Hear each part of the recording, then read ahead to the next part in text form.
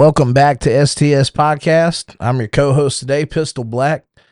The man in your head is Mr. Kevin Williams.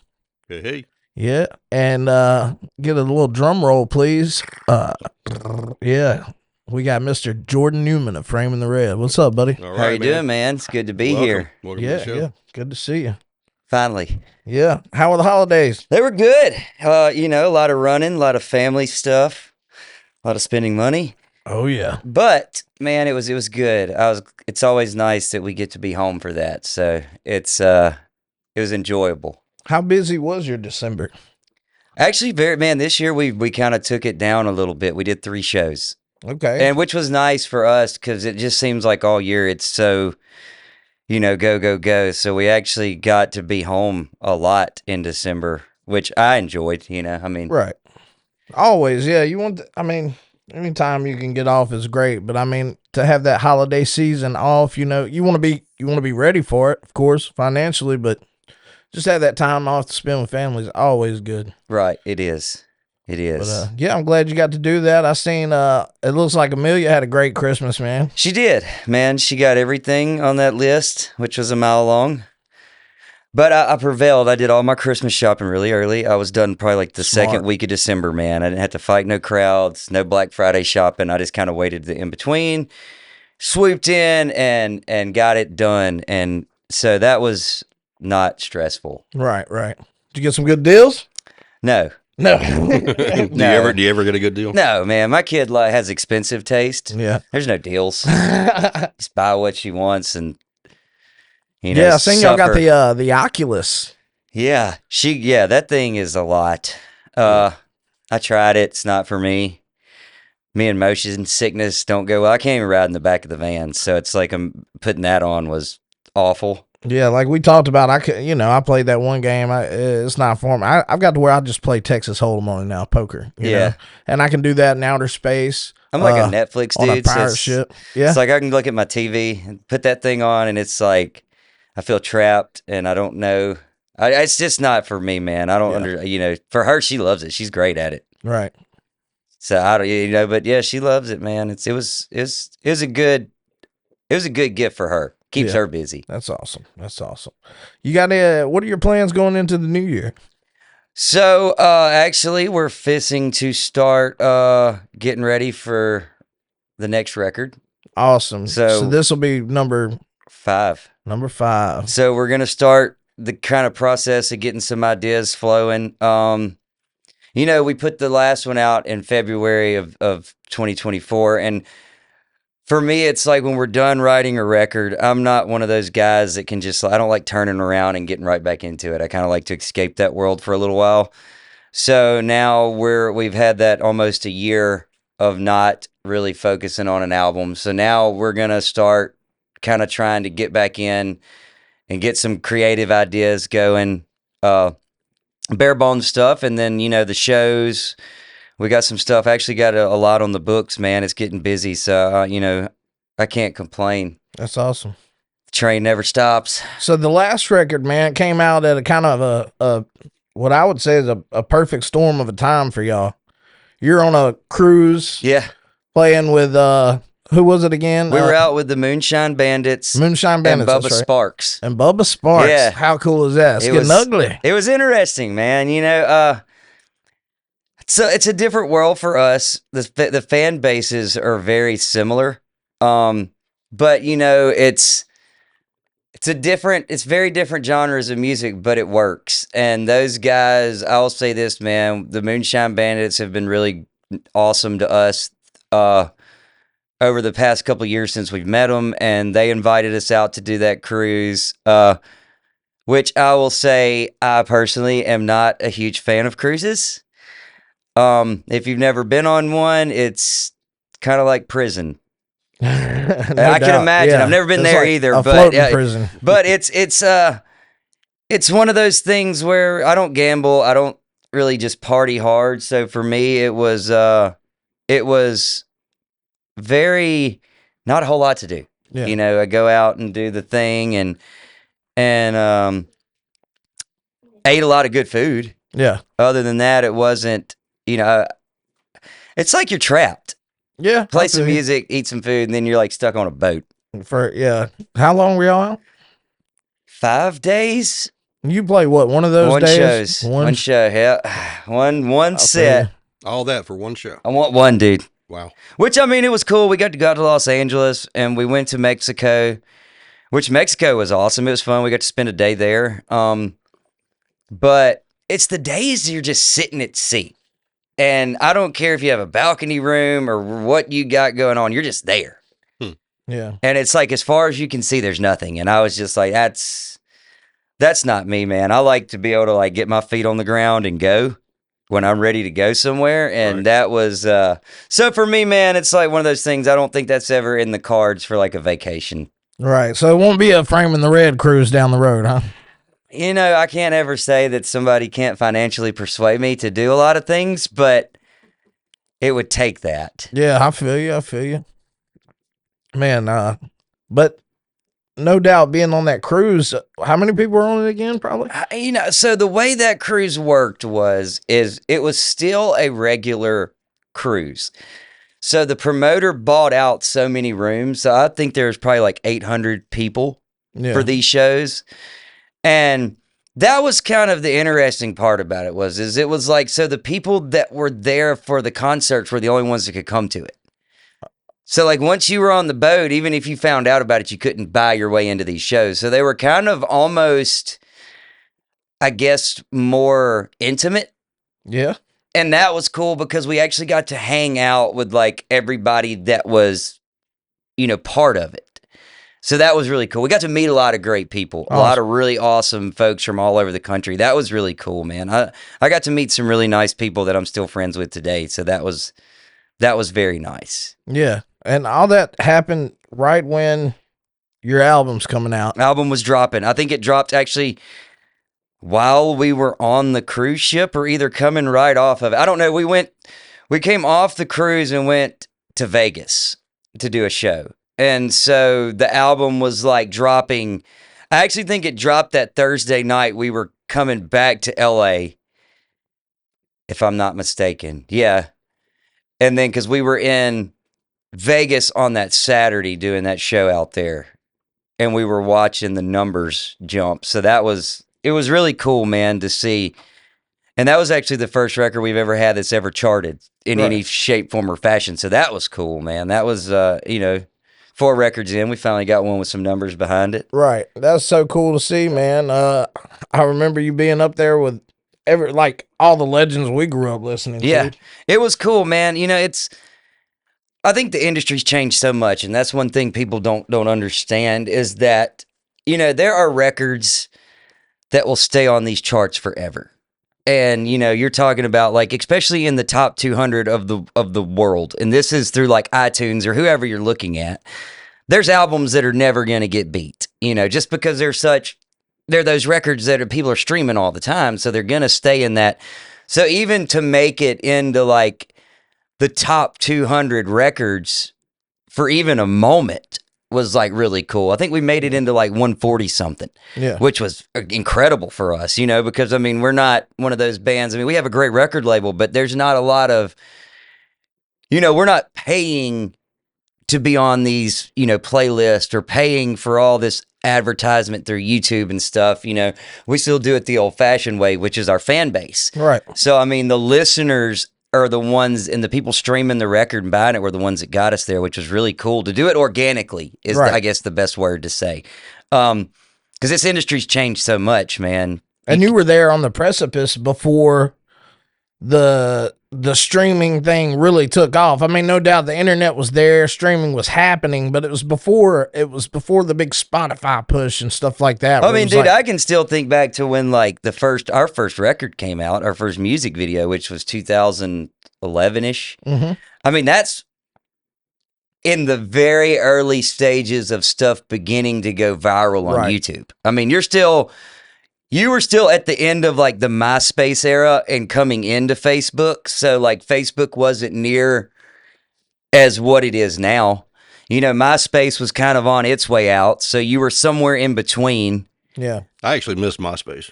Yeah, I miss MySpace. MySpace broke some bands kind of. It was, dude, at the time it was very, it was, I guess the word is like, it was very page turning. Mhm. It did a lot because, I mean, that was something that, you just didn't have. You had, you think back to like the early days when guys still had to drive around and take records to radio stations, and that's how artists got broke back then. And then that that went all the way through the 80s, Yeah. and then when the internet was actually accessible in people's homes, things started to change some. But then, like your mid 2000s, 2006, 7, I mean, that's when that whole world kind of started its thing. And I think it's a double-edged sword, in my opinion. I think there's a lot of good that comes out of it. There's a lot of bad for the artists that come out of it. Right. But, I mean, you saw a major change. And like, so for me, it's like, I watched that whole viral thing kind of start, which was crazy because, you didn't, people, that was back then, like the only time you really saw music videos was back when MTV still did it. And then you had like Fuse TV. Oh, I miss MTV. Right. And then, and then all of a sudden YouTube was your next platform for music videos. Mm-hmm. So to watch these music videos blow up on there was crazy. And it's, I mean, we're literally living now even more so in a tech savvy world because now between like, Facebook and Instagram and you got TikTok and all this stuff. And it's, like we're finally kind of embracing the TikTok era and it's, I'm not young, so for me, it's like I'm not good at this. You gotta hand that off to Caleb. Y'all are just babies. Right. Well, still technology to me, man, is like I still don't even use. I have a laptop I don't ever even get on. I think I've turned it on maybe 7 times since I've had it. I use my iPhone, and that's about it. So I do everything from that. I think most people. I'm just pretty use much their the iPhones. same way. And the sad thing is, I think most people are listening to all their music on their iPhones. Oh, dude, it's just like, man. It has definitely became that. It's like people ask me all the time. They're like, "Man, do you still sell records?" And I'm like, my answer to that is, "Well, yes, we sell records." But what records have become is there's something for people to have signed. When they come to the show, they go to the merch table. They want you to sign something. It's something tangible that they can have because, dude, cars don't even have CD players anymore. I mean, my car's like I bought my car brand new 2015, right? And that car has no CD player. Right. So I mean where do you listen to a CD player now? Right. It's like I tell people, you can't tell me the last time you went in a Walmart or Best Buy or anything like that. And even you can't buy. When's the last time you bought a CD there? You haven't. Well, it's like I've said before. I mean, you're sitting in a recording studio, and I don't even have a CD player in here. Right. I mean, because they don't exist. I mean, Right. it's literally. I mean, I'll tell you how sad it is. I mean, not sad for me because I'm not in tune with all this, dude. I have an iPhone and I'm sure I have an iTunes account. I've never even downloaded a song from iTunes. I don't even have music on my phone. That is wild. Nothing. I don't listen. Actually, I don't listen to music. So that's what's even crazier. Yeah. I get in my car. I drive for hours. I don't even cut the radio on. Yeah, I'm like that sometimes, and then sometimes I got to rock out. But I remember us talking about this before. I am so like out of the circle with music when it comes to new stuff, and not that I don't like it. I'll listen to it. It's just I don't know, man. There's just things about it that like I don't know. Getting in a car and driving, that's like my clear head time. Yeah. And then when I'm at home, I'm so busy doing other stuff that it's just like I don't find time to fall into that hole of listening. Yeah, I feel you. I'm always writing a song or working on my next big whatever idea. I'm trying to come up with something. I'm always progressively thinking about something. And when I get on the road, it's the same thing. Like you said, it's my alone time. I'm sitting there like I don't need music. I can get down the road just fine. Yeah, I'm writing music in my head going down the road. but and it's like I've lived in this for my whole adult life has been this. Yeah. So it's like I kind of would like equate it to like if I worked at a restaurant that sold only steaks, I probably wouldn't eat steak. Right. And that's just kind of how it is. It's like I have lived in it and I love it, but it's when I'm at home, it's home, man. That's like that doesn't really. I mean, it exists because I'm always working on like tours and I'm more involved in the business side of things when I'm not on the road performing than I am music side of things, I guess would Yeah. be the way to put it. That's another thing. Bands nowadays having to wear as many hats as you do being a recording artist and a touring recording artist. By what I mean is having the book, having to do your own, graphic design, what have you, merch design, all that. Unless you got a team around you, and sometimes you do, but I just- think in that aspect, though, and this is what I have learned from this, I think if you're going to get into this industry and you're going to excel in it in any shape, form, or fashion, whatever your end game or goal may be, if you don't know all sides of it, you're going to miss out on something. Yeah. Because, and this is the old saying stands true. If you want something done right, do it yourself. do it yourself. So if you're not involved, I mean, and this goes back to, we could go back to the 80s, when these guys were selling millions of records and they're all broke. Mm-hmm. You know why? Because they had one guy outside of their circle doing all this business, putting that money in their pocket. Well, that and the And- record labels were fucking them too. Right. I mean, and that's the truth, So, I mean, here's the thing is, when we book a tour, I don't have to call an agent and be like, hey, man, do I have hotels? Do I have, this or do I have that? Or like, what is this? I have that in my hand when I arrive. I tell these venues, hey, when I get there, I want the hotel keys when I walk through the door. There's no, hey, where am I staying? Who's the guy I got to talk to? It's you. And I honestly think in this day and age, I have noticed working with a lot of these venues, they would rather work directly with the artist. I'm not saying all agents are bad. There's some good ones out there. But there are a lot of agents that complicate the process. Yeah. And they make it hard for everybody because here's the thing, in the end game, it's a money thing. Mm-hmm. Agents the more money they get the artist, the more money they put in their pocket, right? So there's the upcharge there, and that's where that comes into play. So a lot of these, talent buyers in the venue are just like, well, man, we could probably get them a hair cheaper because we're not having to pay that agent. And then it would blow your mind how many times you get in these places. And dude, I've seen it with us opening for bigger bands and headliners, dude. It can be complete chaos. And it's like half the time these dudes don't know what's going on and the venue don't know what's going on. And you got some dude over in Timbuktu, Wisconsin that booked the show. And you can't get that guy on the phone. You think he's going to answer his phone at 10 o'clock at night when shit hits the fan? No. Right. No. So I just think, man, if you're going to do this industry and you're going to do it right, you have to be involved in every corner of it that you can, or you're going to miss out on some stuff. Yeah. That's an excellent point. I agree.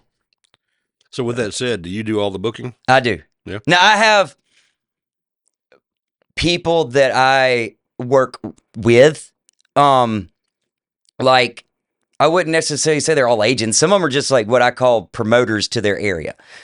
More or less, they're really friends of mine that I've worked with forever. And it's be like, hey, dude, I'll call them up and be like, hey, man, I need a date in your market during this time frame. So they'll kind of broker the deal for me. Mm-hmm. But these guys most of them aren't making a percentage off of me. They're helping me out. I mean, so it's not really an agent per se. It's more of just. Well, you're saving 15 to 20% then. Right, exactly, dude. Yeah. And people don't realize, man, when you're touring, especially with the economic costs we have today, dude, of fuel and feeding people. I mean, dude, 15, 20% adds up. Yeah, absolutely it does. And so, but yeah, as far as the booking process goes, I mean, and everything down to the planning and all that, I mean, dude, I'm involved in that 100%. I know everything that's happening before we ever step foot out of the house. Yeah. That's cool. You gotta be on top of it. You do. I like it. So y'all are signed with Malaco Records. Can you take us through how that came to be? Yeah, and actually, man, so recently we just, Murph passed away, which Murph was Peace, Murph. Murph was one of our touring drummers for a while. And Murph did a lot of session work up there. And there's another story. I'm not going to tell that one, but the important one involves Murph. So, we were, man, I don't remember what we were doing. We were maybe in the van or something one day, and he did a lot of drum stuff up there and helped in the studio. And I was like, Murph, dude, you're up there all the time. I was like, dude, you think you just give me a meeting? I was like, just, I don't know what it's going to come of. They may tell me to get out of the door, So he set that meeting up, and I believe me and Cody, our guitar player, went. And I just kind of went in there, man, and I sat down at the desk. And the thing about Malaco is they're a very historical record label. I mean, they've done some incredible things in their career span. Sure, yeah. What you also have to realize is that Tommy Jr., which is one of the, he's the president, main guy up there now since his father and them have kind of stepped back. He's a good old boy. Tommy's all into like duck hunting and so we really just kind of got in there and just started shooting the shit about everything but music. STSing. Yeah, and that's what it came down to. And then, he was kind of like, well, you guys you're already touring, you've got music out, you've had, records that have done well. And we came to an agreement, and man, it's worked really well with us and them. They do a lot for us. I can't complain. A lot of guys have horror stories with record labels. Yeah. And it goes back to the same saying with agents. There are some good ones. Mm-hmm. There are some bad ones. A problem is with this is we go back to bands not being involved. Mm-hmm. You have to know what you're getting into when you walk in that office and you sign those papers. Right. Yeah. What you're giving away. Right. And, at the end of the company's got the record company's got to benefit in some way. Right, exactly. It's a business, man. You think that those dudes aren't, they don't write checks just to be right. No, exactly. and that's a huge misunderstanding that bands have. It's like, well, I think back in the day, guys that, they didn't even have an apartment to sleep in, on the Sunset Strip back in the day would sign anything thinking, well, that was like, if you get a record deal, you've made it. That's the Geffen record era, man, when Geffen was signing everybody, dude. They were taking every band off the street just to get their catalog up. Right. And, that's what bands don't understand about record labels is you got to give to get. Exactly. And this goes back to understanding how record labels work. Mm-hmm. And I was having this conversation with somebody the other day, man. It's like the whole thing about owning masters. There are very few really big bands that own their own masters. Right. The Beatles didn't even own their own masters. Right. Michael Jackson had them. He bought them. Right. He? Yes. The Beatles didn't even own their own master, their catalog. Yeah. So, that goes to show you, it's like these bands are like, oh, well, we want control. Okay. Well, you can have control if you're going to foot the bill and do it all yourself. Well, the masters aren't the songs you write.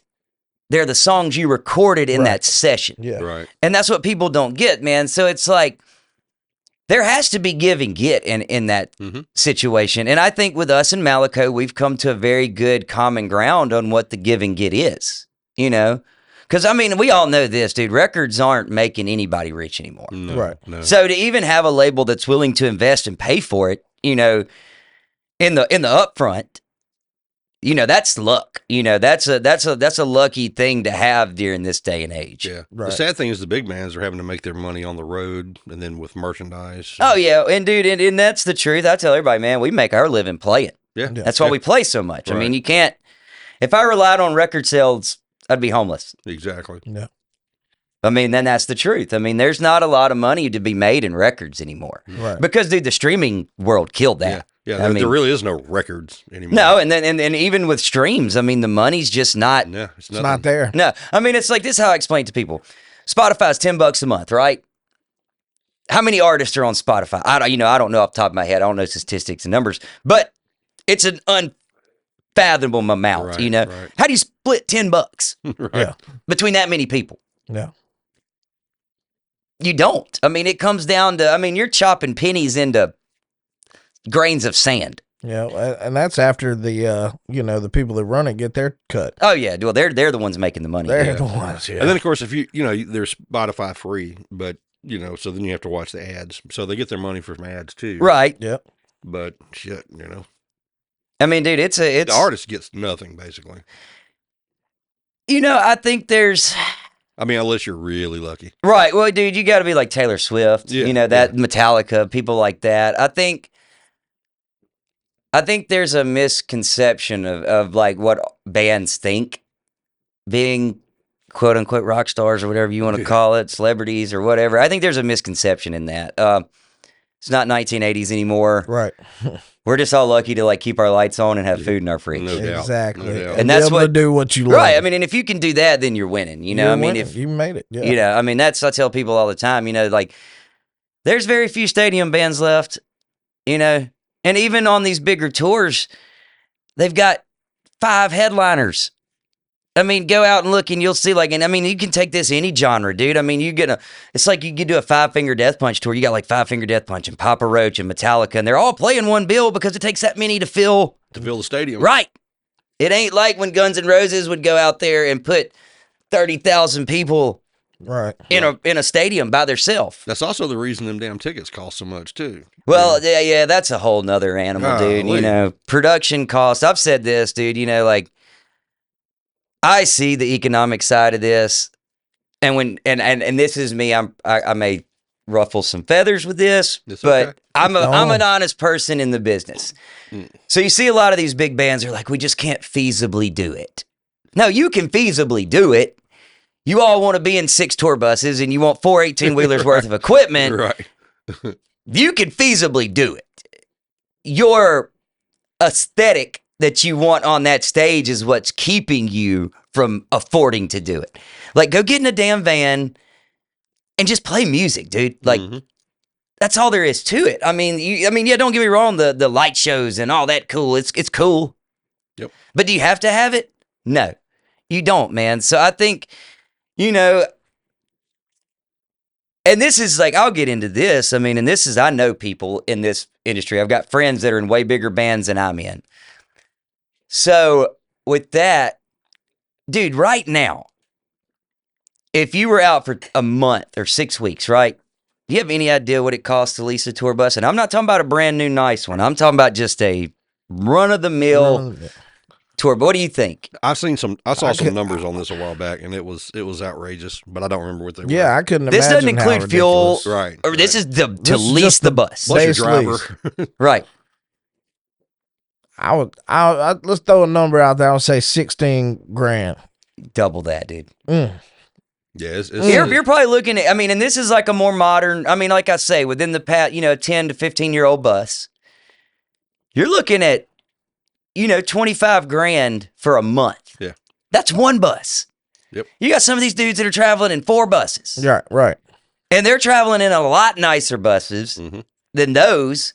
And dude, and then I'll tell you this from experience, because we still own one. Owning your own tour bus is even a bigger nightmare than leasing one. I bet. Dude, there's no way to stay ahead of that curve, dude. Yeah. Like, it takes... Upkeep. Oh, dude, the maintenance and the fuel, and then the generators tear up all the time. It's, I mean, that's the thing is, like, it's not set up anymore to live like that. Right. And now there are bands that can afford it.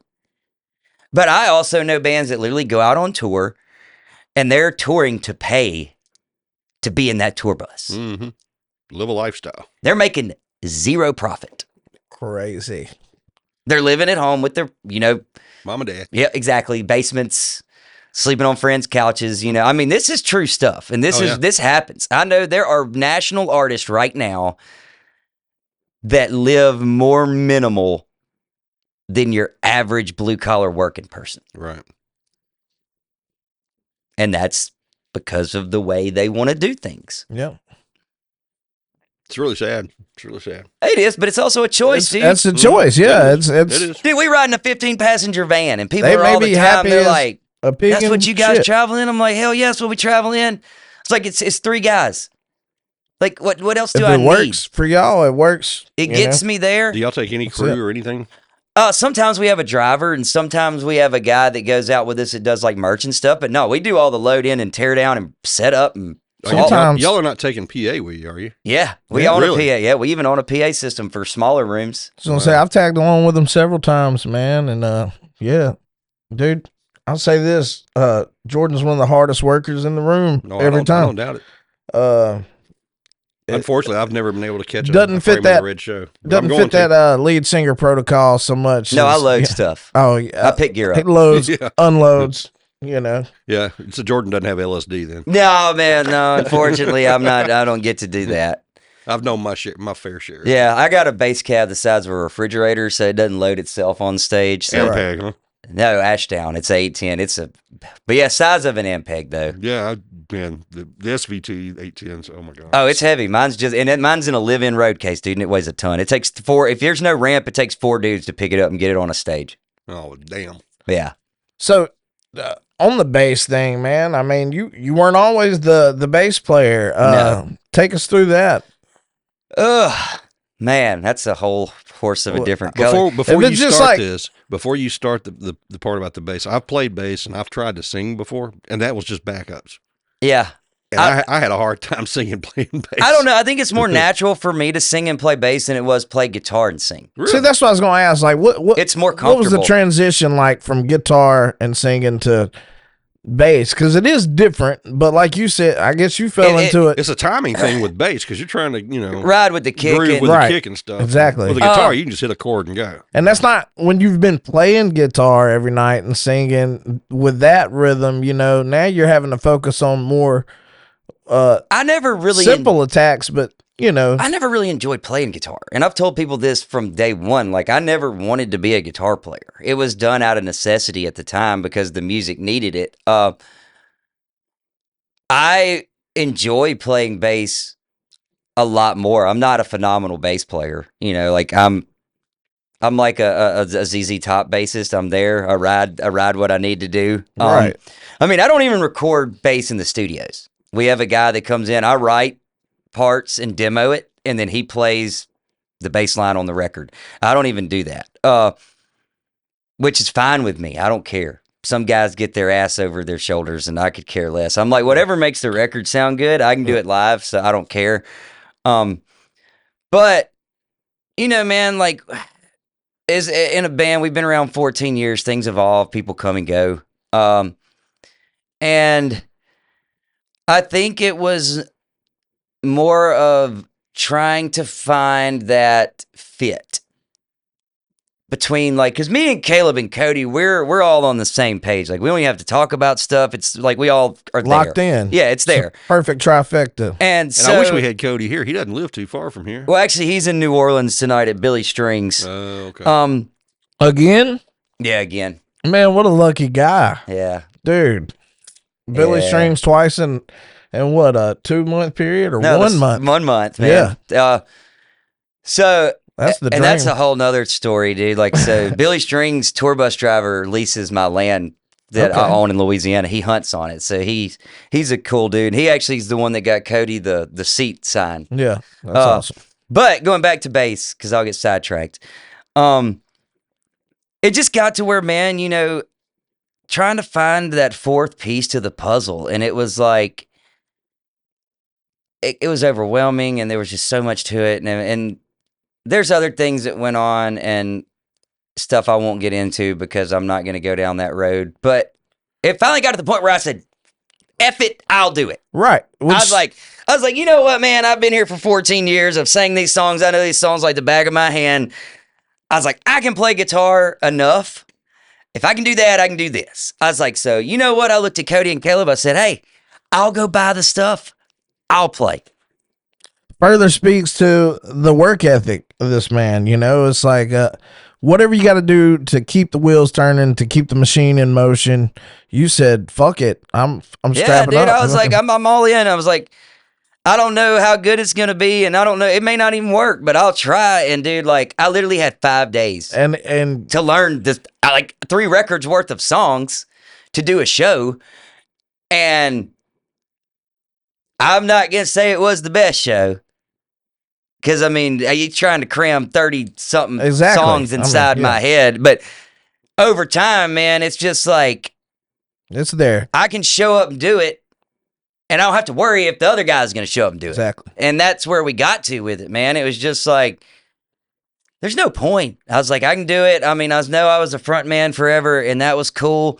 I tell a lot of people, though, man, what I really think with playing bass, it kind of got me back into a better headspace with the music. Not that I didn't ever enjoy it, but it kind of got monotonous, I guess.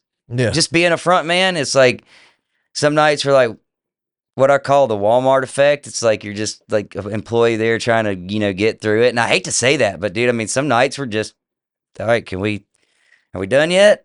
Well, man, I feel like we all kind of go through that at times, It can sometimes lose its luster and be a little underwhelming, or Right, you yeah, become but- disenchanted a little bit. But, I'm glad you found that thing that brought you back to it. And like I said, since then, you guys have put on some pretty awesome shows. Like I said, you even took me there spiritually a couple of times, which is the whole reason I like to go out and catch shows anyway.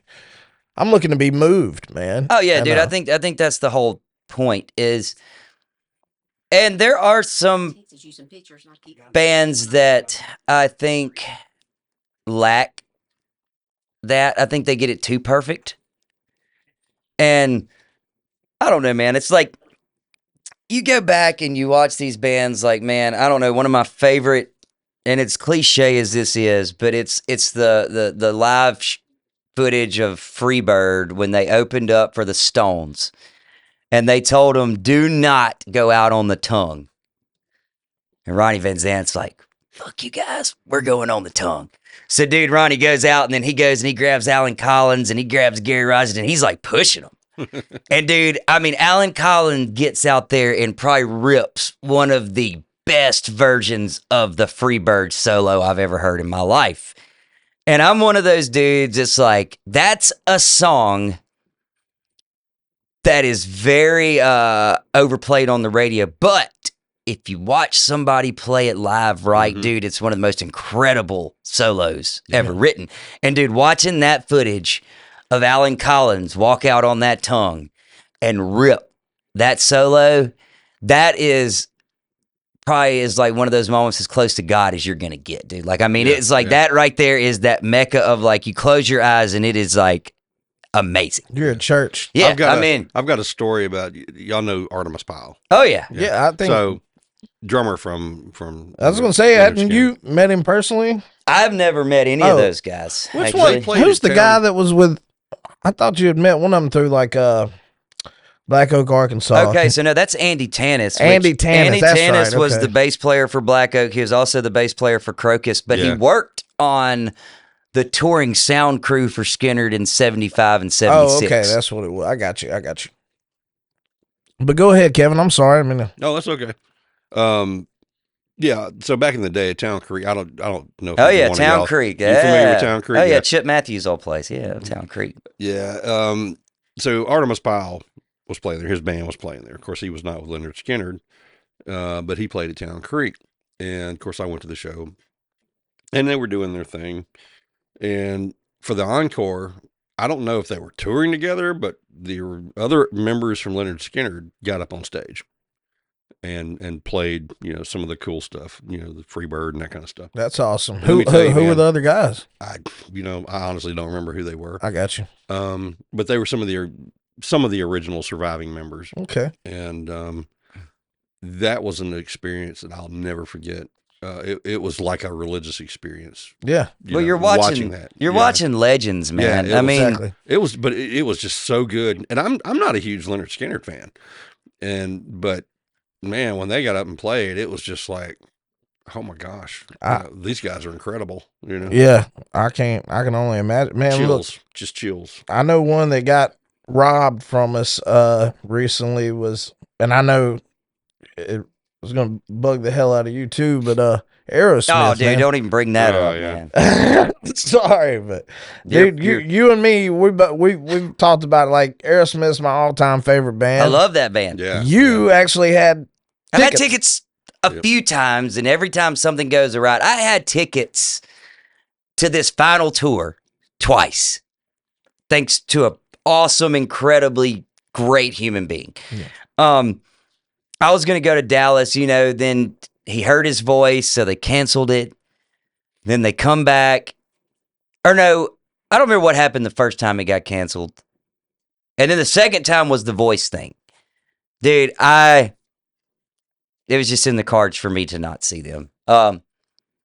But yeah, dude, I you know what? But hey, look, here's the thing is I get it, dude. Those dudes are 70-something years old. Right, man. You're not invincible. You're not superhumans. And the fact they took it as far as they did is it's an amazing career they've had. Right. And unfortunately, man, it's just the way the cookie crumbles. You know, I have got to see some guys that, you know, I worshipped, you know, like, I mean, I think to this day, still probably one of the most influential concerts I ever saw was John Fogerty. Oh man, Wow. I bet. Yeah, dude, I that haven't was seen any of those. Oh, guys. dude, that guy live. I mean, he still sounds just as good as he did when he was in CCR. That's cool, man. Sadly, the singers usually they're ones to, I'm not gonna say check out, but they're the ones to kind of lose it. Well, I everybody. mean, the vocal's a human Unfortunately. instrument, you know. Right, Absolutely, and yeah. that's the thing is you got to think about, man. It's not a guitar. It can't Right. be restrung, and it can't be. Can't take it to the luthier, You get either it do or you tuned up. don't, and eventually you're gonna lose it. And dude, it's how you take care of it too. Right, You know, yeah. I mean, I'll tell you this, and this is dude. There's a lot of bad habits. Alcohol's one of the worst things on the vocal cords. I mean, smoking's not Smoking, great either, yeah, but right. I mean, dude, alcohol is typically one of the worst things that a vocalist can do. That and amongst other things, which I don't even do warm ups. I don't know. I've These never probably don't help. No, man. none of it I never really have does. either. But I've all, dude, like people have told me straight up, dude, whiskeys and stuff like that are worse for your vocal cords than anything because it dehydrates it, and the dehydration is what eventually kills these. You know, kills. I mean, dude, if you go back and you look at like all these dudes that like have all these vocal surgeries, most of them were alcoholics. And that's where they wound up with these problems. I mean, you can go back to like Jacoby Shaddix of Papa Roach. I mean, and he's open about it. He's open about his struggle with alcohol and stuff. That dude's had vocal surgery a few times. I mean, dude, the alcohol is terrible on the vocal cords. Mm-hmm. I love imagine some there's Papa a lot of Roach too, things. man. Yeah, I imagine there's a lot of things. Well, that and like not getting proper rest. And, right. you That's know. what I was thinking. You know, if you're on the road, you're not gonna, especially if you're partying. You're Yeah, not- well, you're that's not- why you finally get to that point Yeah. where it's like, okay, it's over. Hotel. Yeah. Ready? Let's hotel. I'm going to the van. And that's just a few of the things, man, of all the Right. bad things you could get into that are, you know, could be detrimental to your voice. I mean, Well, it probably doesn't Countless. help if you're a screaming kind of singer either. So I don't see how guys do that. I don't yeah, either. I hadn't figured that one out. Yeah, I mean, I do a little bit, but I've got it's more of a, I don't know, a technique to it that I'm not actually screaming per I think se, those you know? guys are.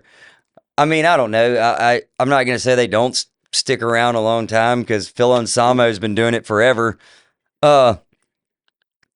I think that's a whole nother thing, man. Like I don't know because that's not in my wheelhouse. So It's not, I yeah, wouldn't even know where to start. it's never been much of my bag. I don't mind listening to it occasionally, but I just can't, you know, I've never been able to. I haven't been that angry in a long Yeah, I time. guess.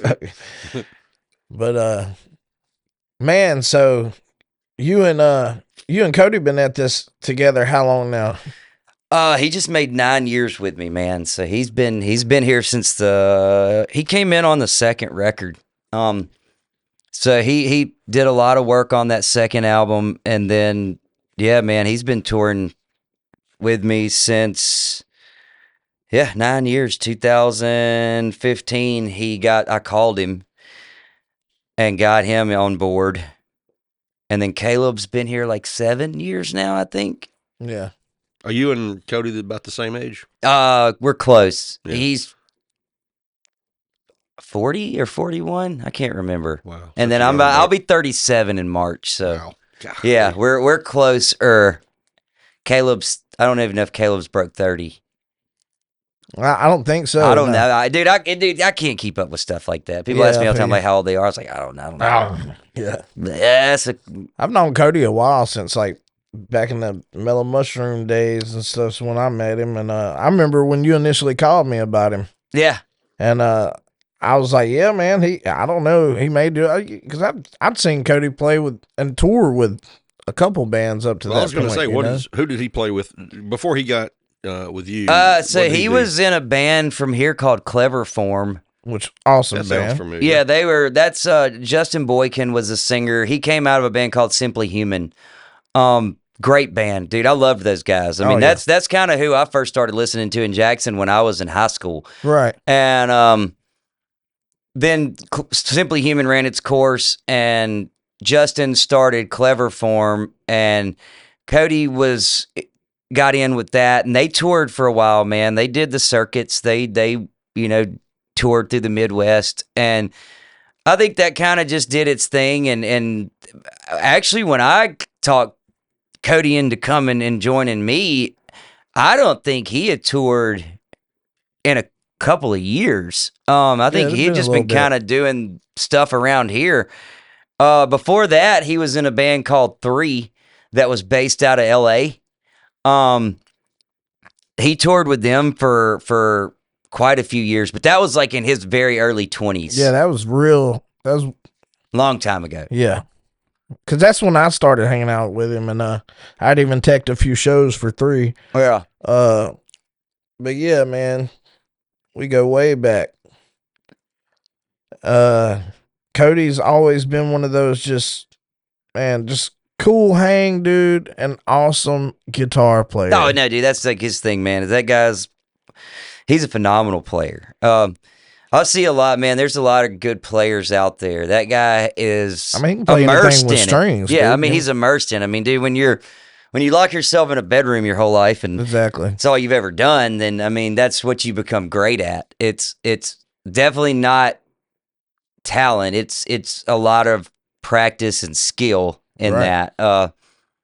Cody's one of those dudes that can play anything, though. I mean, there's not a song he can't play. I don't think there's a stringed instrument I've seen him not pick up. Play. You know what I'm saying? Like he's one of those dudes that have it. Like I could play my whole life and never be like that. And it's. He's also a gear junkie. Like he knows his stuff. That guy. Yeah, I mean, he's my like when I have questions about guitar or gear, he's the first one I ask because he knows. It's like I don't know, dude. I'm like, these people start talking all this gear talk to me. I'm like, bro, I have no clue. How do you turn it on? Where's the on off button? Right. Because I don't know, dude. I mean, I don't know tubes and I don't know strings, all that junk, man. I know what I like. Right. I'm kind of like Rick Rubin, like, he talks about like he don't play no instruments and he don't really mess with the soundboard, but he knows what he likes. That's the thing. 'Cause I know what I like. I know what I like to hear. I know what I like for it to sound like. Right. Yeah. I don't know how to do it. Sound is what it's about. If it sounds good, it is good. Right. I think that's a huge part of it. Yeah. Cody's the technical guy. Yeah. And then you got just Caleb back there keeping time, which I remember when seeing him come up on the scene, him and little Levi, man, they was little babies, dude. Well, that's actually how we found Caleb was at a venue here opening. Yeah, on a show. we were all on the show together. Yeah. Yeah. And that's when I met him. And that's kind of how that started. He was in was it 4 Shots? 4 Shots. Yeah, that band. And saw him and I was like, yeah. And then we tried to get him and he's like, I got to go to college. And then a year later, it's playing like, hard to get. Where did he look? Where he got you? He may be kind of smart.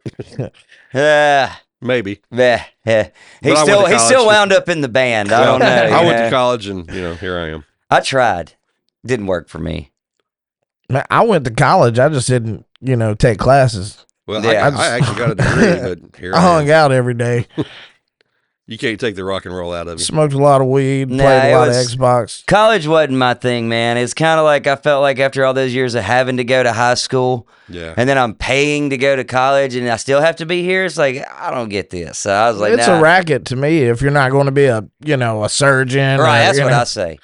Dude, I A learned more lawyer. about the business world, like being in this band and being out on the road, than I would have ever learned in a classroom or from Oh, a yeah. book. Well, that's Yeah. me. I had a pretty decent ride to Full Sail, and actually my living situation was the only thing that wasn't taken care of, and we were going to go down there. My mom was going to move down with me, and whatever happened didn't pan out, but I'm glad it did now, because I've met other people that went to Full Sail, did that whole thing, graduated, came out, and couldn't even get a job. But the guy that walked straight on back when they should have been, when the other guy went to school, that's the guy that got the job and is now, he's been there, he's been doing it, he's excelling.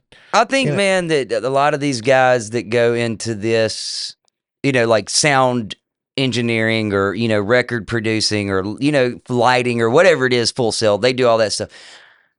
I think you can go out and shadow somebody. Oh, yeah. Exactly. And There's learn. nothing like hands-on. Yeah, man. I mean, you're going to learn here's way the thing better. is, you can teach people from a book. And I'll say this, dude. Not everybody is meant to be a sound engineer. Not at and all. not everybody's meant to produce records. It starts in your ear. Mm-hmm. And if you can't hear what you have to hear, I don't care what they teach you in a book. Right. So a lot of these people go out, they pay all this money to go to Full Sail. Now they know how to run the software. Yeah, there's nothing you can't learn on your own. Right. Over Full Sail. Yeah, I mean, dude, I can't name you one person in my career of being in this industry that I know personally that went to Full Sail and has gone on to do big, huge things. Yeah, there's a couple. I mean, I'm sure they're I out don't know there. their names. I mean, Yeah, I'm sure they're out. there's I'm just saying, no doubt. personally, I don't Right, know anybody. Right. I don't either. I just know Except for a couple of YouTubers. for as many yeah. successful stories, there's probably 100 more unsuccessful ones. Yeah, I mean, dude, That's the everybody I ones know hear that's a lot, like but that has gotten into this game that excelled in sound engineering or tour management or whatever, dude, they got in and just worked their way up. yeah, Right, They weren't That's how it college works, yeah. taught. These guys started out with some old raggedy PV boards back in the 80s, Been there. and that's walked on. Yeah, Yeah. Man, I started out with the tape, the 4-track Yeah. cassette. Started out with that. Finally moved up to a 4-track reel-to-reel. yeah, that's fancy. Yeah, that was. That's I thought I was- highfalutin. Man, you had to be really with any 4-track, you had to be really creative on how to record anything. Right. We got 4 tracks. Yeah, exactly. And finally moved up to an 8-track, and I thought, oh my gosh, I've got it made if I can get an 8-track. And that was high technology. It was man. high technology, and it was expensive.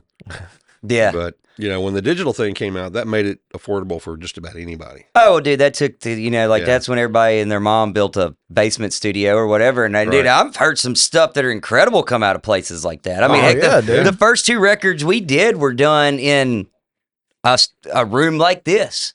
Yeah.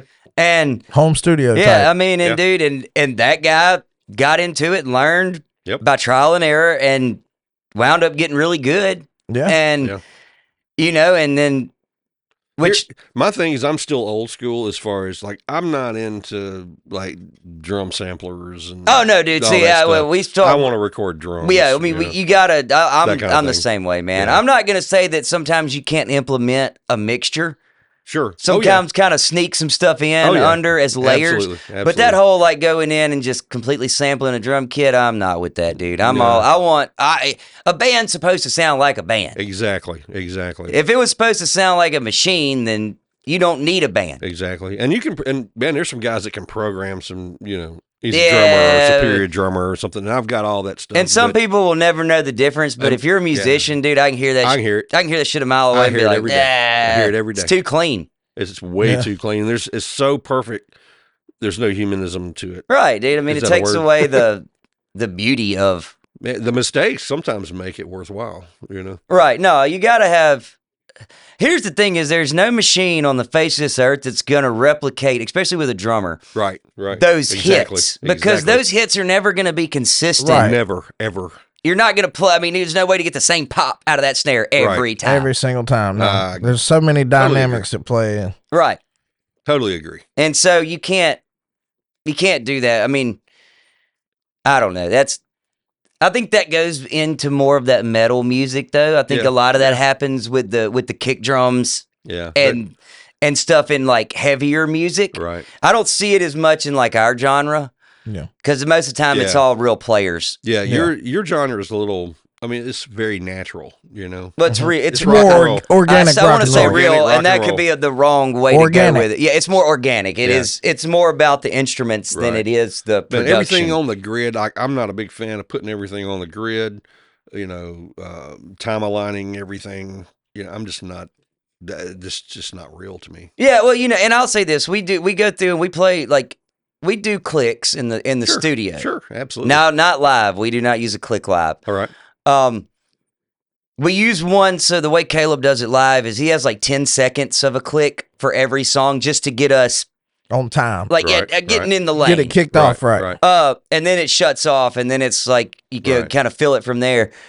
In the studio, man, I think what people have to realize too is there is a click, but there's always room for some air. Sure. Especially when it comes to playing and okay, prime example, we go back to Aerosmith. Perry's got this sloppiness about him, man, that just works. Mm-hmm. He's not one of the cleanest guitar players out there. Who's this? Joe Perry. Oh, okay. He has this sloppiness about him, man. Yeah, absolutely he does. And it works with him. But that's part of his mystique and part of his legend. And it works, and that's what I'm saying. Going into the studio and getting everything just perfect. Brad Whitford is the schooled one. Oh yeah, no, dude, he's so badass, bro. He is. Yeah. But them two work perfectly together. Yeah. Well, it complements each other. Yeah, right. Because he's the structured one, and then you got Perry over there, kind of just swinging it. He's just swinging it. He's just doing what he does, and it works. There's that looseness. His solos are so hard to duplicate because they have a sound, dude. It makes no sense. His solos make no sense. They're one of those bands that that's a once in a lifetime. Lightning in a bottle. Yeah, man. dude. I mean, you'll never. Bands will spend their whole life trying to do that, and they can't. And those kind of players come along, just a few times a century. So. Oh man, dude, the whole band too, like Todd Hamilton, Joey Kramer. That whole band's incredible. Yeah, exactly, man. And who can touch Steven Tyler? I mean, dude's a god, Yeah, he's just the David Lee Roth of that band, I don't know about all that now. I don't think David Lee Roth can sing as good as Steven Tyler. No. But you still got to give David Lee some. Yeah, but see, David Lee, he was a hell of a front man. He was a hell of a front man, but I time out on this because I'm going to. I knew I was going to step on some toes. Oh boy, you stepped in it. Do you even know where David Lee Roth got his whole stick from? Yeah, Jim Dandy. Exactly. Yeah, it's exactly like Jim Dandy. So I mean, dude, he was like he basically watched that dude ripped him off. Exactly, dude. I mean. And a lot of people don't even realize that, no, man. They don't know. I've met Jim. Have you? Oh, dude, we've done shows. He looks like a cool dude, man. We brought Black Oak, Arkansas to Martin's, dude, to do a show. Really? In 2017, maybe? Yeah, 18? It wasn't that long. No, it was 18. It was 2018. Dude, I'm going to tell you something about Jim Dandy. That is a character, and, man... If you ain't never had the opportunity to meet that guy, you need to go meet him, dude. If they ever play, which is rare now, but dude, that is he's an alien. That's a good way to put it, dude. Jim is he is Jim. That is not a show. That dude is, he has never left 1971. His belly left though. Oh yeah, dude. I can't say nothing. He's 70-something years old now. But going back to David Lee Roth, dude, David Lee Roth stole. Oh, he stole that. Oh, dude, that. That's what bothers. I think that's what irks me so much about David Lee Roth. It's like you took something and you ran with it. Yeah, he made it famous. But he never even gave that dude credit for it. I know that's the bad part. He even kind of looked like Jim Dandy back then. Yeah, I mean, dude, it's very. I never really thought about that until you said if you haven't, look up some old Black Oak, Arkansas stuff. Yeah, like at the California Festival. You're like, that's fucking David Lee Roth. Oh, dude, Jim wore the leggings with the furry boots and the chest hair out, and I mean, dude, it's crazy. Jim Dandy was wearing spandex before spandex was even a thing. Right. I borrowed the chest hair hanging out thing from him. I mean, that's the truth, though, dude. I mean. Long hair, the moves, the high kicks, all that stuff, dude. That was Jim Dandy, dude. That he was the first guy to do that. He was. I will give him that, man. Jim's not this. His voice fit what they did. Mm-hmm. He's not this wide range singer, but his voice fit Black Oak. and what they were going for. Right. But dude, talk about a front man Yeah. in his prime. Dude, that guy was something. He was a rescue, man. Yeah, I'm telling you, he's an alien, Jim dude. Danny to the rescue. What was the chick's name? The redheaded chick? Ruby. Ruby. That's it. Yep. Yeah. And she passed away, didn't she? She died of cancer. Yeah. Yeah, way later on. Yeah, man, that's a Black Oak, Arkansas was actually very inspirational to a lot. Well, I mean, of they bands. had Tommy Aldridge. Yeah, man, Tommy they had some Aldridge big was the ones. drummer. I mean, dude. Didn't Steve Blaze, I think. He was in it for, I think he a did. little while. It was studio stuff. I don't think he ever did they had Sean Lane. Yeah. Steve Blaze. Is that the Lillian X. Yeah, okay. He Gotcha. did some stuff on one of the late studio albums. I didn't know that. Yeah. That's cool. Did Steve Vai play for him? Dude, I don't know. I tell you what, dude, you want to spend some time, go to Wikipedia and look at their past band members. I think they held. My God, I think no at doubt. one time I think they held the Guinness Book of World Record for like the most people in ever The most be in a famous band. members. Well, just the most people ever be in a band. Yeah. Well, I don't know. Crow's probably approaching that. I've had Of course, a nobody few. knows who Crow is, but that's okay. Well, man, you got any advice for any of the local up and coming musicians in the Jackson area, You're man? trying to nail me to the cross, Oh, Chase. yeah, Here we go. man, here we go. You know what, man? I have learned, not that I really care, but I kind of got to the point where it's just like I quit trying to give advice because nobody really wanted to hear it, man. You know what? I'll bring this up. This goes back, I don't know, a year or so ago, and this guy got all mad at me about some stuff I said. And it wasn't even geared toward original music. I was talking about the cover band scene. Mhm. And just, that's all Jackson has now, really, man. It's just, and this is not against players. This was just all the cover bands have taken over, and it's the same thing everywhere. It's like you go from one venue to the next, Dude, I remember when I first started playing in Jackson, like literally, dude, if you played this venue, you could not go play this one or you would never come back to this one. Right. There was loyalty. There was Mhm. structure. There was, you spaced those shows out. Yep. And, now, man, it's like, Every week. I tell bands all the time, all right, you cannot stay in this 40-mile radius and play The Reservoir Circuit. 12 times a month and expect to grow. I mean, it's not, now if you're just doing it as like a cover band, you want to make some money, that's great. Do that. You're still going to oversaturate yourself. Right, and people right, are still going to be like, I don't want to go see them again. We No. saw them last week. I mean, how many times you want to hear Mustang Sally? I mean, for real. And that's the thing is like, I'm not, again, if that's your avenue and that's what you want to do, awesome, great.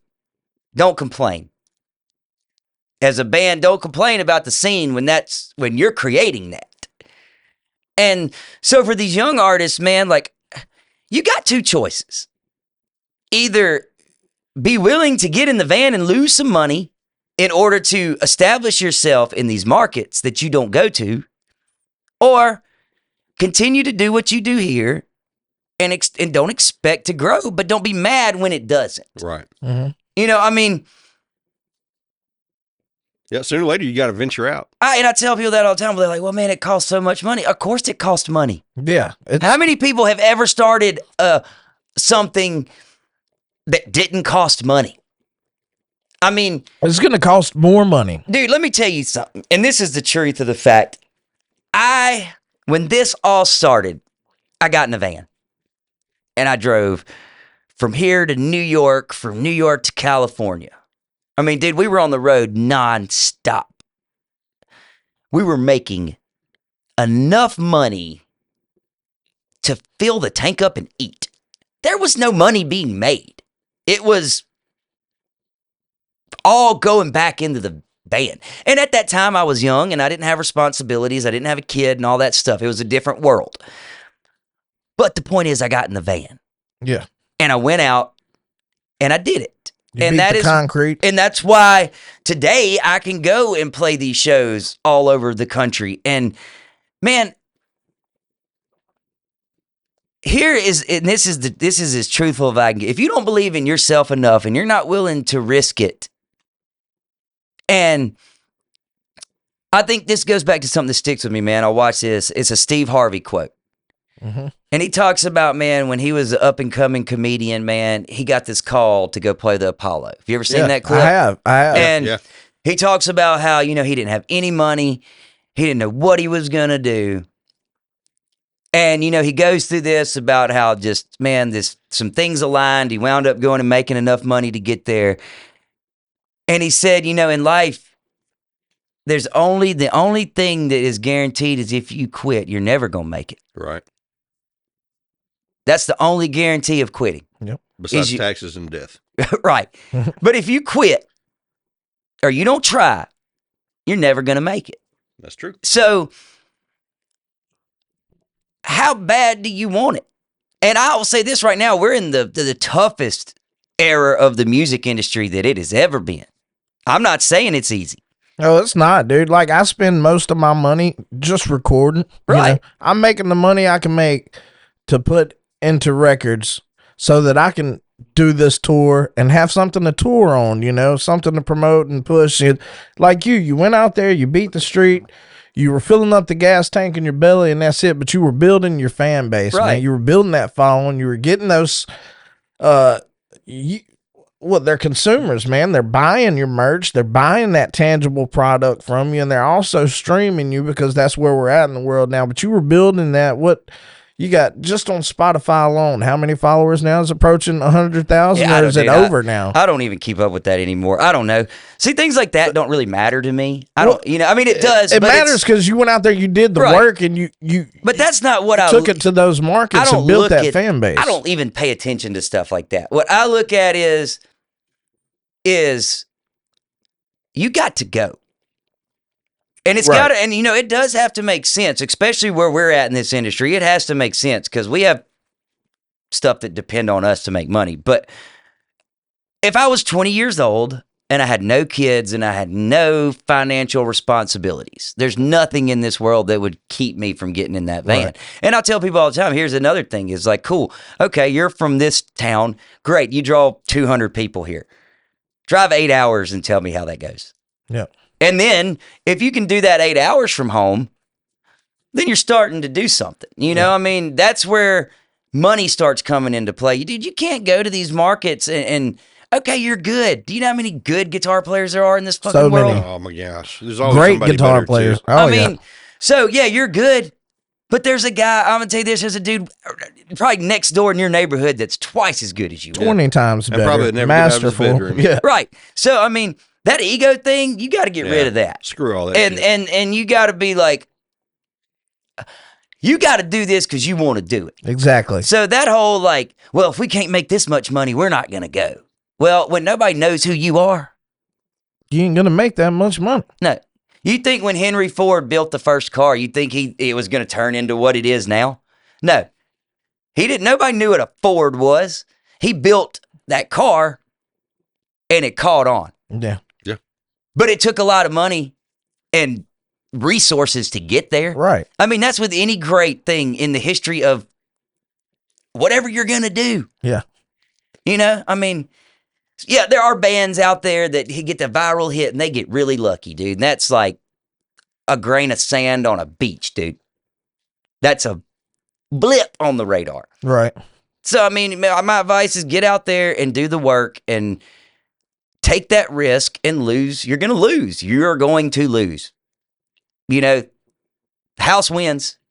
Every time. Every time. Dude, you're going to lose. We still lose sometimes. Yeah. You go out and a transmission falls out in front of the van, that's $5,000. Huh, okay, you got to fix it. That's just money. That's not counting. Yeah, that's it's not counting having to sit out there and sweat your ass off and fix the damn thing. Yeah, dude, I was broke down in Sturgis for 2 extra days this week just trying to get a part. It happens. We still lose. But that doesn't keep me from going. No. So, young bands is hone your craft, figure out what your sound is. Yeah. Get out there, pound the pavement, make some connections. Don't piss everybody off. Because, that's one way to not get anywhere. Oh, yeah. Build some bridges, dude. Shake some hands, kiss some babies. and get out there and go play. Sometimes you're going to have to play for pizza in a bar tab and $50 in your tank. Yeah. But, and I wish that more bands would take that leap, because here's the thing is if you don't believe in yourself, nobody's going to believe in it. Yeah. That's right. I'll tell you something else. I mean, the life is short. Oh yeah, dude. It was just like yesterday. I was in my 20s. I mean, I was living in the 80s playing in rock bands, so I'm like the age of the Motley Crue guys, It flies by the older you get. Yeah, Faster and faster. Well, I swear, the older you get, the faster. It goes, Speaking just of like Motley Crue, dude, 2013, I got to open for Motley Crue. no shit, Yeah, dude, a stadium show outside. It was incredible. really? Like 15,000 people. Wow, One of the highlights of my career. I bet. And you know what got us there? Hard work and pounding the pavement touring. That's why we got on that show. What year was this? 2013. Right Wow. before they did a couple of one-off dates before they did that All Bad Things Come to an End tour that they did their first retire or their like that 2015 retirement tour or 14 tour they did. We got to do one show with them at a casino outdoors in Oklahoma.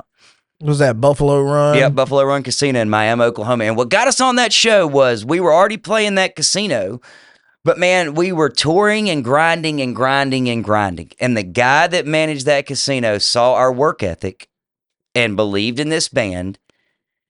And that's how we got on it, man. Wow. And it was work. We didn't get on that show because somebody bought us onto it or somebody just was like, oh, here you go. Dude, we were literally riding around in raggedy RVs that were falling apart, sweating to death because the air conditioners didn't work. Yeah. I mean, dude, it was rough. Was that your biggest crowd?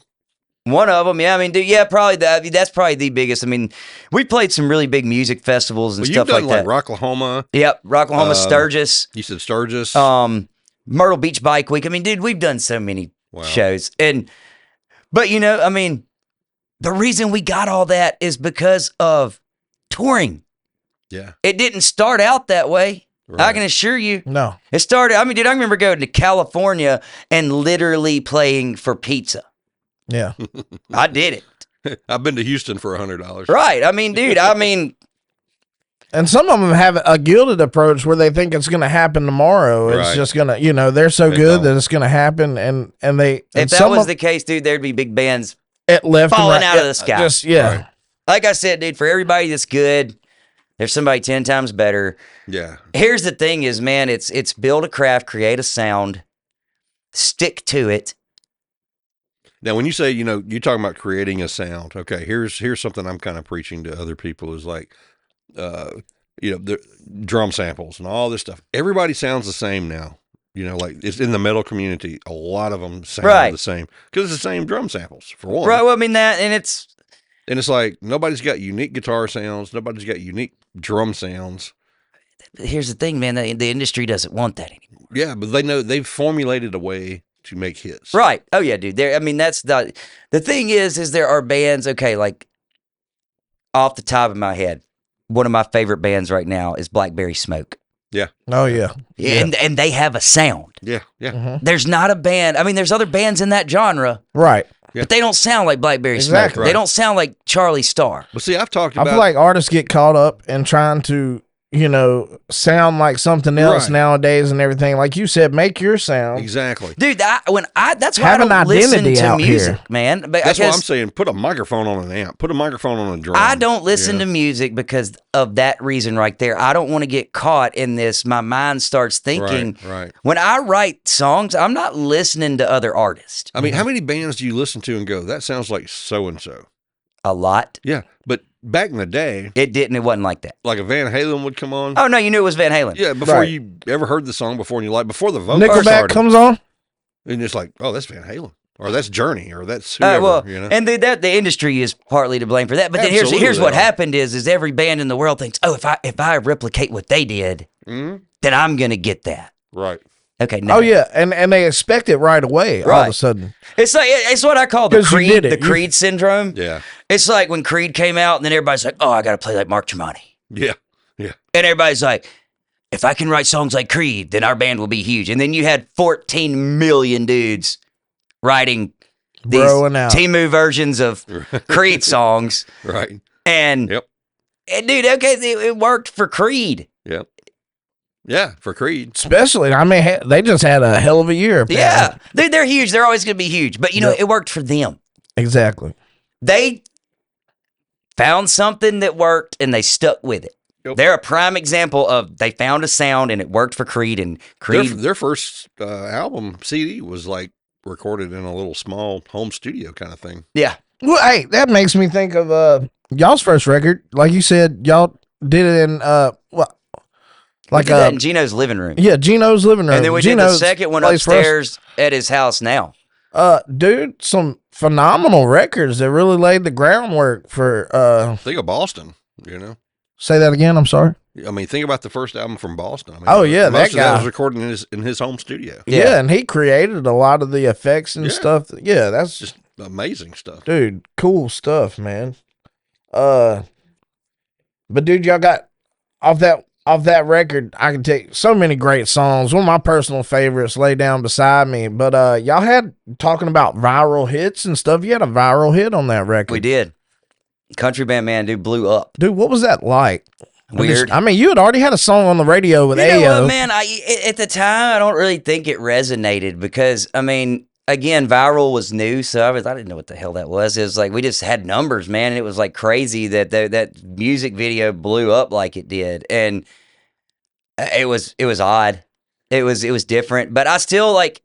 I mean, I was young. And I didn't understand that, and so again, you know, you go back 15 years ago and 14 years ago when all that was happening. It's like viral wasn't common, and it wasn't what it wasn't like.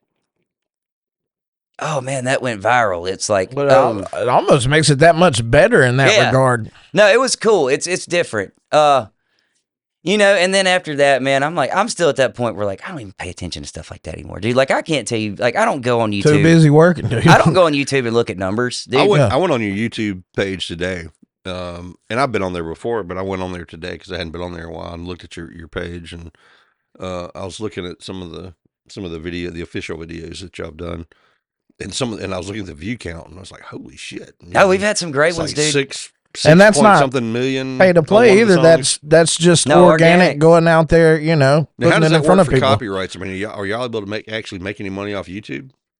The label handles all that. Yeah, I mean, Malaco's handling all yeah, that? I mean, it is. It's all licensing, man. Dude, it's still grains of sand in a jar. Sure. So what's the structure of your deal with Malaco? How much money are you making? Yeah, right. No, that's not what I mean. I just mean I'm kidding. what does the label handle for you versus what you got to, take on yourselves? So they handle all of the recording stuff. They help with music No videos. time limits or anything in the studio. No, not Cool. really. I mean, Very they every now and then they poke me with a stick and they're like, "Come on, man, we need a record." But I mean, they let us rehearse there. They give us Really? That's cool. Yeah, they give us that's awesome. the room to rehearse in. They do all that stuff. That's a hell of a room too. Yeah, I they got- give you're us in like the main studio rehearsing? yeah. yeah. Really? We mic up and everything with headphones. Oh my gosh. We they help with the music videos. They help with I mean, dude, they've helped with a lot of stuff. I What mean, console are they using in that main room? Is that an SSL or is it an Eve? What is that? don't quote me on this. API maybe? API console? Maybe. It's hard to beat that too. Yeah, I don't, dude. I'm not a gear. It's a nice one. I think Oh, it's yeah, an of course. API. I could be wrong. Oh wow. And Kent Bruce is the madman. I can't. And, Yeah. but I've been thinking about trying to get a hold of Kent and getting him on here too. here's the thing: is like with record labels, what record labels handle are they help you with licensing, like getting your stuff submitted to movies and video games. They handle distribution of the music. They handle anything that deals with licensing of the songs. But they help us with music videos. I mean, if we need stuff, they help us. I mean, they're like a family to us. Oh yeah. So I mean, our deal. I will say this, and I'm not going to go into deep, but we have a very mutual benefiting deal between Malaco and Framing the Red, Yeah. and it works very well for us. Good. Does Yeah. Kent usually do y'all's engineering and producing? Kent has handled everything since we've got there. Is he the producer too? Yes, Cool. mix, engineer, produce, beats us, whatever it is, dude. Rides my butt. He is. I've never talked to him. Is he really cool? You know, when we first went there, I didn't think me and that guy were going to get along. Really? And then you just kind of got to get in Kent's headspace and figure out, like, this guy's been doing this shit for a long time. Right. And Kent knows what he wants, and he knows how he wants it, and he's going to get it. And I love Kent, dude. I think Kent's one of the great. I mean, he's so knowledgeable, man. Like, just being able to hang out with him and learn some stuff will definitely. I mean, dude, if you'll go in there with an open mind, you will learn some stuff. Yeah, But when I first went in, I was like, this dude's gonna be a dick.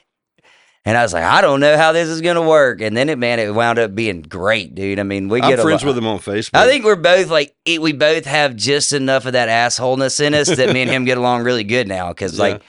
I can be that way too at times. I'm friends with him on Facebook, and of course I looked up to him. He's a great dude. But I'd love to get him on the show. And man, if you could get him out of his house and then on a podcast, I might. Does he live? Where does he live? I think he lives in Jackson somewhere, dude. I've never. I don't. Well, it wouldn't be too far. He's a very secretive human. Nothing wrong with that. He's Batman. Yeah, he is. Yeah, he's like Batman. I wouldn't tell where exactly he lived. I don't know. I've never been to his house. I may message him soon. Or maybe I can get you to talk to him. I'll put a bug in his ear. I'll be like, "Can't you go do this podcast?" He's probably gonna be like, "Ha." He's gonna be like, "Me leave the." He's gonna be like, "Me leave the house." No. I talked to James Brown. I don't know if y'all know who James Brown is, but he was Papa's got a brand new bag. What? I think that's the wrong James Brown. Yeah, different James Brown. He was the designer of the original Eddie Van Halen 5150 from Peavey. Okay. And now he's designing the 5150 for EVH. Okay, that's. I talked to him the other day, and I was trying to get him to come. He lives in Hattiesburg, and I was trying to get him to come on the show, and he's like, well, since I'm an employee offender, they don't really take to a liking of that kind of thing. And I'm like, well, I'm not gonna like get you to give us all the details on the design. It's just like, let's just talk. But that's fine. Whatever. It can be like that. Yeah. So he feared for his job. This little podcast. Well, that one slip up, dude. You say something wrong, Right. With those kind of corporations. See, that's what I like really about. just want to That's hear what I like more. about me. I ain't got to worry about it. Yeah, I just want to hear more of the stories about him working with Eddie Van Halen and stuff. That would have been cool. Oh, no doubt. You got any plans for videos on this new record yet? We're Speaking of videos, does Malaco handle that? yes. Really? Yep. Yeah. Without going into a lot of detail, yes, they do. They back that kind of So stuff for us. do they have their own like video team, or do they? It can vary, man. They have equipment, or if we find people, they'll work with them. It just kind of varies, I guess. Yeah. We got some ideas. I don't know yet, man. It's just kind of like getting the right thing, because nowadays it's you got to really dig in. Like, I've gotten to that point with music videos that if I'm going to do one, I really want it to be like, wow. Yeah, I feel you. It's I'm at this stage now where there's a lot of brainstorming, and then when that spark hits, then we'll ignite the fuse and see what the firecracker does. Yeah. Are y'all on an X number of releases with Malaco, or how's this working? Yeah, it's kind of we kind of do our thing, and they just kind of back it. I mean, it's like, I think as long as we're making records, and right now it's So just it's not an ongoing. It's not a. I don't have to have them. I don't have them like 75 albums now. Yeah. Okay. It's like, so it's not like 10 albums and you're done. No, it's a Ongoing. right. It's Play it by ear kind of thing. I guess if they get tired of us or whatever, I mean, if that was ever to come to the day, but I don't see that happening. I mean, it's pretty much, if we want to do something, they're behind it. That's cool. Yeah. That's cool. But like we also work our butt off, dude. We're out there touring and grinding, and Right. there's not very many bands left on Malaco that are doing that. So how often have y'all been able to put an album out? Once a year? Oh Once no, every couple dude! of years? It's like we did one in 2012. 2016, 2018, and then 2024. So it's not like it Or used to be back in the 2019 and day 20. then. Yeah. Which I was fortunate enough to have a co-write on. He had a song. He actually wrote a song that we put on the third record, which is Holy Water, and kind of went in and tweaked some. He came in with the core idea, and I kind of sprinkled some of my mullet magic on it. Oh, mullet magic. And dude, that little song, Joe Dirt stuff going on. that song came out so cool, man. It's Really called Holy Water. It's on the 3rd record. So yeah, Chase is actually the only guy we've ever brought in from the outside to do a song. Cool. Yeah.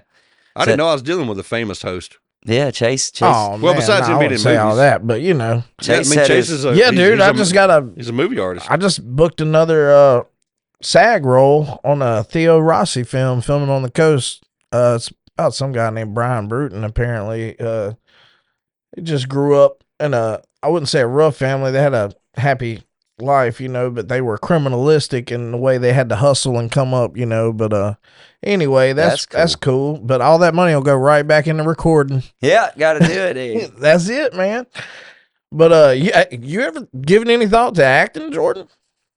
He acts in every video. I mean, You know what, man? I feel like I would be typecasted because look at me. well, I don't have a lot of looks. with that haircut, but I Right. mean, you What know, made you do the mullet? Dude, 2020 was an odd year, and I was really tired of my hair and my face, and Man, mullets used to be really cool back in they're my still day. really cool. Look at me. They are cool. They are cool. And I don't know. It just kind of stuck, dude. It's been like I thought it would be like a short term thing, and then here it is, like 5 years later. oh, so you've had it that long. Oh yeah, and Wow. 12 inches longer. yeah, dude. I started it in like March of 2020. I mean, I started it as soon as the pandemic happened, and then I've Wow. kept it. I kind of like it though. It fits. Well, it's me. cool to have long hair in the back. I mean, Yeah, you know, it's like, yeah. party in the People back. don't really mess with me. I Business in the think front, people are kind party of in like the back. scared of me in a way because they see me and they're like, God, that guy's probably crazy. The stories they got. I am crazy. Leave me alone. Leave me alone. The first, you know, you remind us of the Joe Dirt thing. Oh, dude, I get it all the time. I bet you Okay, do. yeah, I I can bet see you do. that. I'm the real life Joe Dirt. If they ever make another movie, that would be my role. I love Heck it. Though. yeah, I hell love yeah. it. You just hang out with Joe Dirt. Man, mullets were cool back in the day. You'd be like the cool Kid Rock, Yeah. Yeah. not the asshole one. Well, it's cool to have long hair, but yet it didn't bother you on the sides. Like I've got long hair. You Oh, I and had it's it all for- around. Yeah, I had long hair and it drives me crazy. forever, dude. And then I Yeah. just was like, screw it. Yeah, it drives me. I I just didn't keep care. it in a ponytail now. Yeah. I didn't- never let it down. I keep mine up in a ponytail a lot. I kind of have that like 1776, like Paul Revere thing Right. going on at times. At least it's not a man bun. Yeah. Sometimes it is in a man bun. If You I, been I in the gotta man say, bun? dude, I've started doing the man bun just because it keeps I get tired of brushing my it. curly hair locks up so hard, man, that if I put it in a bun, it doesn't do that, you know.